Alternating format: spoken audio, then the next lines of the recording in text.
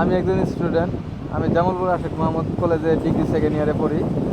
তো part time হিসেবে পরিবারকে সাপোর্ট দেওয়ার জন্য আমি কারণ বাজার একটা কাঁচামালের দোকানে কাজ করি।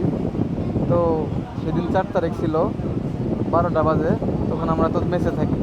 আমাদের মানে মেসের আশেপাশে পোলাবানগুলো বলতেছে, চল ছাত্র আন্দোলনে যাই। হ্যাঁ বললাম, হ্যাঁ আমি তো অনেকদিন গেছি এর আগেও, চল আজকেও যাই, কিছু হবে না। তো তাদের কথা মতো এবং হ্যাঁ আমি সাহস দিয়ে দিয়ে নিয়ে গেছি তাদের।